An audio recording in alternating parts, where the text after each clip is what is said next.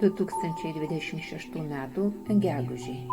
Tai pokyčių, pasirinkimų ir staigių posūkių mėnuo. Mėnesio energija 5 įjungia judėjimą. Tai laikas, kai viskas greitėja. Planai keičiasi eigoje, atsiranda netikėti pasiūlymai, nauji žmonės, kelionės, spontaniški sprendimai. Tai, kas stovėjo vietoje, pradės judėti. Skaičius 15 įneša meilės, pinigų, pagundų ir pasirinkimo temas.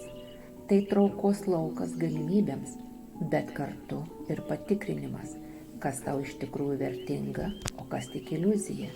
Suma 6 parodo mėnesio rezultatą per santykius, šeimą, finansus ir stabilumą. Vadinasi, gegužė ne tik apie judėjimą, bet ir apie tai, kur tas judėjimas tave nuves. Ką mėnuo gali duoti tau į pliusą? Galimybė padidinti pajamas per naujas idėjas, papildomus darbus, klientus ar sandorius. Greitą augimą projektuose, kuriuose ilgai buvo stagnacija. Lemtingas pažintis arba naują etapą esamuose santykiuose. Kelionės, aplinkos keitimą, naudingas pažintis kelyje. Netikėtus pasiūlymus dėl darbo, bendradarbiavimų ar mokymosi. Išėjimą iš ribojimų, kuriuose buvai įstrigusi. Ką gali duoti į minusą? Tai chaosas planuose, planavai vienaip, gavosi kitaip. Impulsyvios išlaidos, finansiniai svyravimai.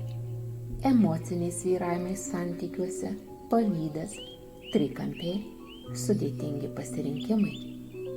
Perkrova darbais ir jausmais, kad viskas skubu. Senų, neišspręstų situacijų sugrįžimas, kurias teks užbaigti. Šio mėnesio sėkmės formulė.